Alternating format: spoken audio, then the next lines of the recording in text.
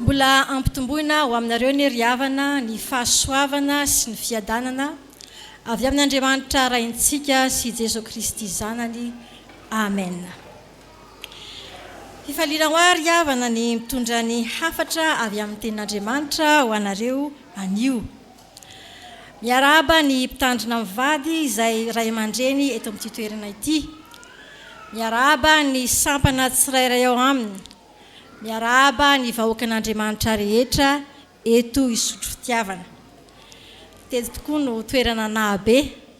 Tsaroko ny fahazazako teto, ny nianarana sekoly alahady, ny nanaovana ny katezedra, teto izay no nihira tamin'izany.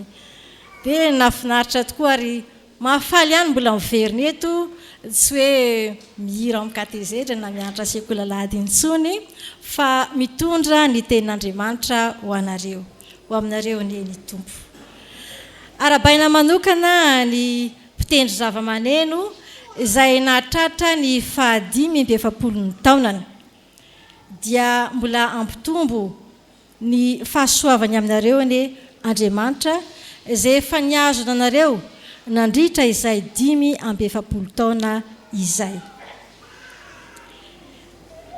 Ny Korintiana voalohany toko 2:12 andininy 4 ka hatramin'ny 2:10 no anompanana ny hafatra anio. Ny Korintiana voalohany toko 2:12 andininy 4 ka hatramin'ny 2:10. Efa novakiana teo izany, ka raha sitrakareo dia aoka hisokatra eo ambany masonareo ny Baiboly mba hahafahanareo manaraka ny fanazavana. Ny zavatra tokony homarina amin'ity perikopa ity riavana dia ny fiverimberena ny teny hoe zarazaraina, zarazaraina sy ny teny hoe iray, iray. Zarazaraina ho samihafa ny fanomezam-pahasoavana. Zarazaraina ho samihafa ny fanompona. Zarazaraina ho samihafa ny asa. Ary koa ny hoe fanahy iray ihany, Tompo iray ihany, Andriamanitra iray ihany. Izany hoe ny fisian'ny fanompona sy ny asa samihafa ao amin'ny fiangonana dia tsy tokony hampiady na hampifandrafy na hiteraka fifaninanana na sanatria fialonana sy fifanimbanda. Fa Andriamanitra iray ihany no ipoirana izany asa sy fanompona samihafa izany mba hampandrosoana ny fiangonana. Andriamanitra iray ihany no ipoirana ny fanomezam-pahasoavana rehetra mba hampandrosoana ny fiangonana. Fa inona tokoa no nitranga tao Korinto ka mety nahatonga ny fampianarana nataon'i Paoly tahaka izao. Azo raisina sary an-tsaina fa tena nisy tokoa ny fifandirana teo amin'ny fizarana ny asa tao am-piangonana, izay mety nisian'ny fahatserovantena ho latsaka ambany noho ny sasany, na fahatserovantena ho ambony kokoa noho ny hafa. Ary izany fifandirana izany aza dia tafakatra hatrany amin'ny fifampitsarana ho manana sa tsy manana ny tompo, araka izay hita eo amin'ny andininy voalohany ka hatramin'ny 7 izay tsy tafiditra ao amin'ny perikopantsika kanefa mialoha izany perikopa izany. Riavana tsy tao Korinto ihany, fa mbola olana apetraka ny olona mandraka ankehitriny, izany hoe manana ny tompo ianao sa tsy manana ny tompo. Iranona manana, iranona tsy manana. Ny sampanatsy bebe kokoa ny tompo ao aminy, ny sampanatsy tsy misy tompo mihitsy. Ny sasany ara dia manao ny fiangonana tsy misy tompo, ny sasany tsy misy tompo. Dia indraindray rehefa tratran'izay hoe ny atsy misy tompo izay dia lasa mialo amin'ilay fiangonana heverina fa tsy misy tompo, miazakazaka mirohatra makany amin'ilay fiangonana heverina fa misy tompo. Mazava ny tenin'ny Paoly eo amin'ny andininy voalohany ka hatramin'ny 7. tsy misy mahay manaiky hoe Jesosy no tompo raha tsy amin'ny fanahy masina. Tsy misy mahay manaiky hoe Jesosy no tompo raha tsy amin'ny fanahy masina. Eo amin'ny fotom-pinoantsika protestanta dia ampy anehoana ny Jesosy ho tompo ny fanoloran-tena amin'ny batisa sy ny fanamafisana izany amin'ny fandraisana ny fanasany tompo. Fa tsy misy mampalahelo ry havana tahaka ny mahita olona izay tsy mety mahita ny tompo mihitsy eo amin'ny dingam-panalavany. Atao batisa izy tsy afa-po fa lasa indray mitady karazana batisa hafa mba hidiran'ny tompo ao aminy. Atao ny fandraisana mbola tsy afa-po. Miditra mpiandry mbola tsy mety afa-po. Miditra pastera mihitsy aza tsy mety afa-po ihany. Rehefa malala finoana no andehanantsika fa tsy fahitana na fahatsapana ary fanomezana maimaim-poana no andraisan'Andriamanitra anao fa tsy vokatry ny asanao velively akory. Koa rehefa nampiditra indray mandeha an Jesosy ao am-ponao ianao dia mitoetra ao am-ponao foana izy, miara-misakafo aminao, monina ao aminao. Koa alaviro ny fifampitsaratsarana fa tsy mahasoa antsika izany ary tsy mampandroso ny fiangonana. Irainao Andriamanitsika ary miorina ao aminy isika sy ny ataontsika rehetra. Fa ny fampianarana lehibe atolotry Paoly ato amin'ity perikôpa niraisintsika ity dia izao. Voalohany indrindra, rehefa manaiky an Jesosy ho tompo isika ka tafiditra ao amin'ny ankonan'Andriamanitra ao amin'ny fiangonana dia toloran'ny fanomezana. Ary izany fanomezana omena ao antsika izany dia tsy inona akory fa ny fanompoana. Ny fanompoana. Rehefa mandray fanomezana isika, ny zavatra ataontsika voalohany dia ny mankasitraka ilay nanome. Ary hoy tsy anjery ny ankizy madinika hoe raha misy manome zavatra ho anao, ny amiteny hoe misaotra tompoko. Raha malala fomba isika dia tsy mitsikera ilay fanomezana hoe ratsy sa tsara, fa ny fon'ilay nanome no zava-dehibe, ny fitiavana finosin'ilay fanomezana no zava-dehibe. Dia tahaka izany koa ry havana, ny fanompoana omen'Andriamanitra antsika. Mirakitra ny fitiavan'Andriamanitra izany. Mirakitra ny fahatokinanao izany ary manatsara hatrany ny fifandraisanao amin'Andriamanitra. Matoa io natolotra anao dia entinao hampandrosoana ny fiangonana. Ahatonga ny mpiara-mivavaka aminao tsy handao ny fanomponan'i Kristy. Ahatonga ny rahalahinao sy ny rahavavinao ao amin'ny tompo ahita trany ny voninahitr'Andriamanitra.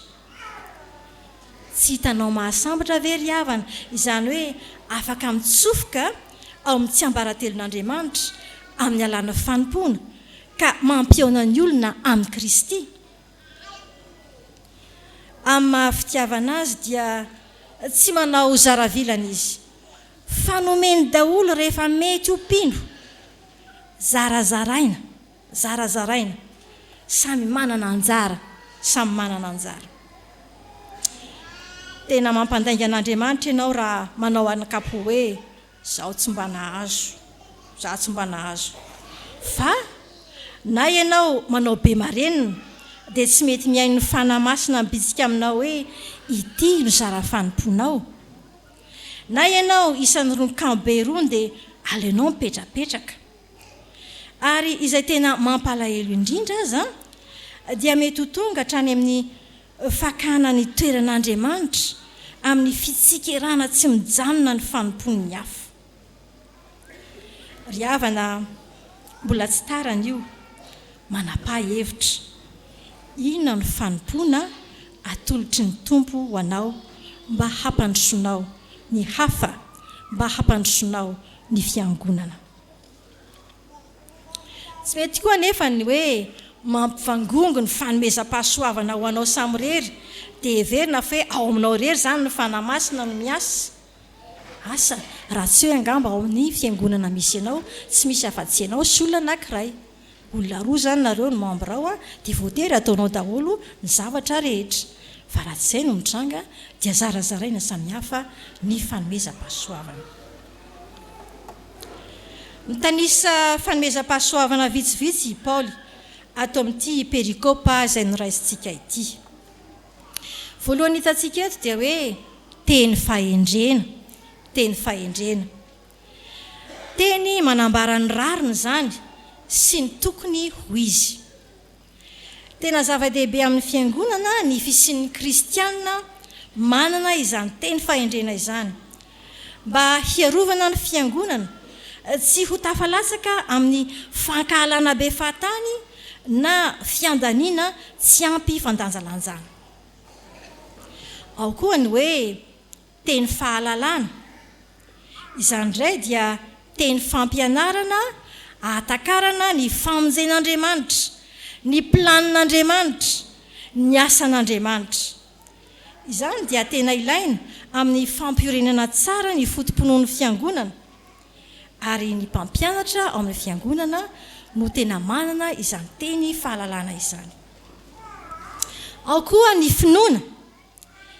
Eto dia tsy ilay finoana mahavonjy akory ny tiana holazaina satria ny mpino rehetra dia manana izany finoana izany fa ilay finoana mahafindra tendrombohitra araka izay hita ao amin'ny Matio 7:20-20. Eo anatrehan'ny zavatsarotra mety lalovan'ny fiangonana dia ilaina tokoa ny fisian'ny olona manana finoana manokana toy izany mba tsy ampiravoravo tanana ny fiangonana ka tsy emotra fa handroso hatrany. Ao koa ny hoe fanasitranana. Mahafinaritra ny havana fa noho ny fahatserovan'ny fiangonana fa manana izany fanomezam-pahasoavana izany izy dia tsy vitsy ny fiangonana no manana dispensaire ao aminy. Fa izao koa io liturjia ataontsika isana Alahady io ange raha vita milamina tsara dia tena manasitrana olona maro tokoa. Manaraka izany ao ny hoe fahagagana. Mety misy ifandraisany amin'ny fanasitranana ihany izy io raha toy ny hoe nalemy nanjary nitsangana, jamba nanjary nahiratra, mona lasa miteny. Fa inona ny tena fahagagana lehibe indrindra izay hitantsika ato amin'ny fiangonana dia ny ahazahoanao mitia ny fahavalonao, ny ahazahoanao mampifankatia ny olona mpifahavalo. Izany tena fahagagana lehibe indrindra. Manaraka fanavahana ny fanahy. Io dia tena zava-dehibe izay ahafantarana ny fanahy mampiteny na manetsika ny olona iray na avy amin'Andriamanitra na tsy avy amin'Andriamanitra. Ao koa ny fiteny tsy fantatra. Araka ny filazan'ny mpandinika ny atao hoe fiteny tsy fantatra dia tenin'ny anjely, tenin'ny lanitra. Mila mpandika teny izy io mba hahasoa ny hafa. Tsy dia fahita loatra aty amin'ny fiangonana FJKM izany fa ry zareo pentekotista no tena manana an'io fanomezam-pahasoavana io na manome lanja azy io. Efa nisy fotoana ary havana mba nivavaka tamin'ireny fiangonana zandriny ireny ary tao amin'io Jesosy mamonjy mihitsy no nandehanako. Fa rehefa tonga eo amin'ilay vavaka hoe manao fiteny tsy fantatra ry zareo dia tena tsisy fantatra tokoa aloha izay lazainy fa dia izay moa tamin'ny fahazazana mipetraka tany Isotry akaiky ny tsena fa dia nampatsiaro any tsena tany Isotry mihitsy ilay fanompovavahana fa dia mitabataba be samy teny izay tiany lazaina ny tsirairay avy. Tsy mahazatra moa ilay izy dia tsy tena nampandrosoa loatra fa mety amin'ny zareo izay zatra izany fomba izany dia nampandrosoa azy. Raha mamarana izany fitanisana izany Paoly dia hoy izy eo amin'ny 1:20. Ireo rehetr'ireo dia asan'ny fanahy iray, zarazarainy ho azy rehetra avy araka ny sitrapony. Satria moa amin'ity volana oktobra ity no andiny antsika manokana ny lohateny hoe maniria haminany, dia horesantsika ato amin'ny tapany faharoa ny fanomezam-pahasoavana maminany. Faharoa ny fanomezam-pahasoavana maminany. Raha nanaraka tsara ny perikopantsika nandritra ity volana ity sika sy ny mofinaina izay vakina isan'andro, dia antenaina fa manana fahalalana ihany momba ny faminaniana izay mety afaka hiarantsika amin'ny fampianaran-diso na hitondra fampirisinantsika amin'ny fanompoana an'Andriamanitra. Ny mahazatra ny maso rehefa miresaka faminaniana dia izao: fanokafana ny fanalahidiny ho avy zany mba ahatonga anao hiomana amin'izany ho avy zany. Eo amin'ny fiainana andavanandro moa, ny siansa sy ny fitaovana izay efa lavorary marobe dia afaka mahafantatra ny ho avy, ohatra ny toetrandro. Rehefa andeha hivoaka isika dia mihaino tsara hoe inona ny toetrandro, rahampitso na rahariva. Fantatry ny siansa sy ny fitaovana marobe zany, dia milaza izy ho avy ny orana rahariva, dia iny sika fa efa manao raglan na mitondra elo. Na hozy izy tsara ny andro, dia iny sika fa mba miomana hoe andeha hivoaka hitsangatsangana. Dia tahaka izany koa amin'ny vaovao sasany, rehefa misy milaza hoe misy éclipse amin'izao, dia iny sika fa miomankomana amin'ny solomaso izay anaovana amin'izany.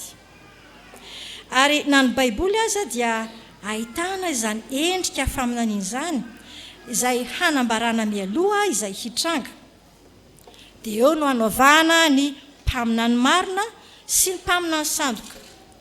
Ny mpaminany marina dia milaza marina ary mitranga marina izay milazainy.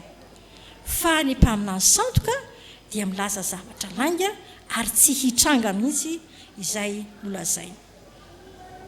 Maniria ny haminany. Hoy ny lohahevitra banjintsika amin'ity volana ity. Ary dia misy tokoa ampahan'olona maniry fatratra ny aminany. Fa misy koa ampahan'olona matahotra ny aminany. Fa ny fanontaniana ange dia izao tokoa hoe haminany inona? Haminany inona? Raha miverina eto amin'ny perikopantsika isika, dia tsy ilay mahazatra loatra ity fanomezam-pahasoavana voalaza eto ity, tsy fanambarana mieloha izay ho avy any aoriana akory, fa fanambarana sy fitoriana ny hery ny asan'Andriamanitra, fitoriana ny fitiavan'Andriamanitra, fitoriana ny fahasoavan'Andriamanitra. Koa ino ny ampisalasalantsika amin'izany? Fanambarana ny asan'Andriamanitra, ny fitiavan'Andriamanitra, ny fahasoavan'Andriamanitra ao amin'i Jesosy Kristy, izay namonjenantsika hiala tamin'ny fahotana, ananantsika fiainana vaovao, iainantsika amin'ny rivo-baovaon'ny famelan-keloka sy ny fifankatiavana tsy mihatsara velatsy, iainantsika amin'ny fahasoavan'ny Tompo izay vaovao isa-maraina. Faminaniana iainana teny izao, faminaniana iainana teny ankehitriny. Ary izany no adidin'izay manana fanomezam-pahasoavana manokana amin'ny faminaniana, dia ny mampatsiahy tsy mety sasatra fa efa eo amintsika ny Mesia, fa tsy mbola andrasana intsony. Efa miara-miaina amintsika izy, eo fovoantsika izy, isaky ny mivavaka isika, fa tsy hoe mivavabava-poana akory. Misandatra ny fiainan'ny landro isika rehefa mandray ny fanasan'ny Tompo, satria manatrika antsika eo daholo ny olo-masina ny an-danitra sy ireo avantsika efa nodimandry eo amin'ny Tompo. Faminaniana iainana, faminaniana iainana. Fa ny mpaminany sandoka dia miady lava, mankahala lava, tsy manam-pitiavana, tsy mahatsiaro ny fahasoavan'Andriamanitra. Mbola manana fotoana hibebahana ianao raha sanatria tafalatsaka ao amin'izany hoe mpaminany sandoka izay. Efa nivakiantsika ny taon'ny Matio 7 andin'ny fairaika amby roapolo ka hatramin'ny fahatelo amby roapolo izay enjana dia enjana tokoa ny tenin'ny tompo mikasika izany hoe tsy manaraka ny sitrapony izany. Andeha inga averina ho vakiny e. Matio toko fafito andin'ny fairaika amby roapolo fafito manomboka ny andin'ny fairaika amby roapolo ka hatramin'ny fahatelo amby roapolo. Amin'ny anaran'ny tompo, tsy izay rehetra manao amiko hoe tompoko tompoko no hiditra amin'ny fanjakan'ny lanitra, fa izay manao ny sitrapony raiko izay any an-danitra. Maro nanao amiko amin'izany andro izany hoe tompoko tompoko, tsy efa naminany tamin'ny anaranao va izahay? Ary tsy efa namoaka demoni tamin'ny anaranao va izahay? Ary tsy efa nanao asa lehibe maro tamin'ny anaranao va izahay? Ary dia ambarako marimarina hoe tsy mba fantatro akory ianareo hatrizay hatrizay. Miala amiko ianareo mpanao meloka. Maniry haminany marina satria marina ny tompontsika. Fa eto am-pamarana nariavana dia hitodika manokana amin'ireto mpitendry zava-maneno fiangonana ireto isika. Satria moa androany dia alahady ny zareo. Ao amin'ny baiboly ao ny mozika dia mamelona ny aingam-panahin'ny mpaminany. Andeha inge ho vakiana ny Samuela voalohany Samuela voalohany toko 10 andininy 15. Samuela voalohany toko 10 ny andininy 15. Amin'ny anaran'ny tompo, rehefa afaka izany dia ho tonga any Gibean'Andriamanitra hiantso, izay misy miaramila ny Filistina. Ary rehefa tonga ao an-tanàna ianao dia hifanena amin'ny mpaminany maro iray dia, midina avy ao amin'ny fitoerana avo, mitondra lokanga sy aponga-tapaka sy sodina ary valia eo alohany, dia haminany ireo. Ao koa ny tantaran'i Davida sy ny valiany. Tsy nampiasa izany ho fitadiavam-bola loatra akory Davida, fa nataony ho fahafinaretany sy fialam-boliny ny zava-maneno. Namorona ny salamo maro be koa izay naneho ny fihetsem-pony ny salamo sy ny fitendrena ny valia. Fa misy tantara mahavariana mikasika io Davida sy ny valiany io, dia nampiasana izany hoentina manasitrana aretina. Ao amin'ny Samuela ihany, Samuela voalohany toko 2:12. Samuela voalohany toko 2:12 andininy 4:12 ka hatramin'ny 7:20.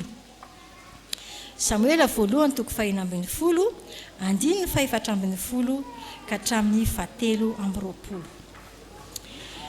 Fanifanahin'i Jehova efa niala tamin'ny Samuela, ary nisy fanahy ratsy avy tany amin'i Jehova nampatahotra azy.